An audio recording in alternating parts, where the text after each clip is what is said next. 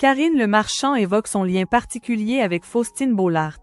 Nous nous envoyons des messages régulièrement. Karine Le Marchand figure sur la 3e place du podium des animateurs favoris des Français, en cette fin 2024. Pour l'occasion, la présentatrice de M6 est revenue sur son lien avec la reine du PAF, Faustine Bollaert, dans TV Magazine. Pour la première fois, 2 femmes sont sur le podium très prisé des animateurs préférés des Français. Faustine Bollaert, qui conserve sa première place dans le cœur des téléspectateurs, et Karine Le Marchand, classée 3e derrière Nikos Aliagas. Dans les colonnes de TV Magazine, la présentatrice de L'amour est dans le pré s'est réjouie de cette distinction symbolique et est revenue sur sa rencontre et sa relation avec l'animatrice de Ça commence aujourd'hui.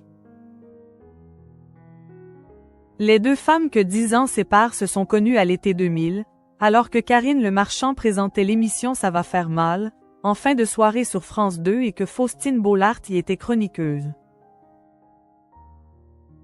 À l'époque, elle n'était pas timide parce qu'elle avait déjà du caractère mais elle n'était pas sûre d'elle.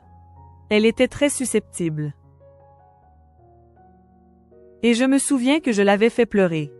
Révèle-t-elle notamment, admettant avoir fait une petite vanne pas méchante, mais qui l'avait vexée sur sa robe, alors qu'elle recevait Gérard Darmon. Je m'étais excusée. Nous nous sommes revus plusieurs fois chez M6, nous habitons dans le même quartier et nous nous envoyons des messages régulièrement. J'aime beaucoup Faustine, précise aussi la quinquagénaire.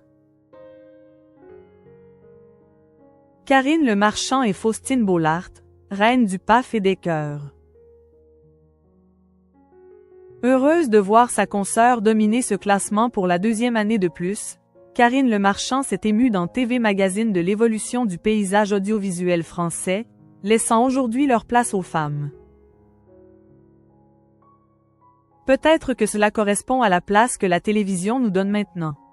Quand j'ai commencé, c'était essentiellement masculin.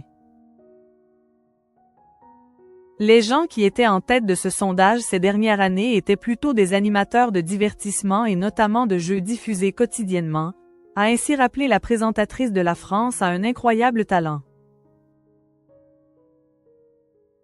Mais comment expliquer l'immense succès de Faustine Bollaert, qui a détrôné Jean-Luc Reichmann en 2023? Elle est là tous les jours dans le cœur des Français, l'après-midi. Elle accompagne les problèmes de société et c'est une femme qui est très à l'écoute du quotidien des gens, souligne Karine Le Marchand, en référence à l'incontournable talk show Ça commence aujourd'hui, digne héritier de toute une histoire.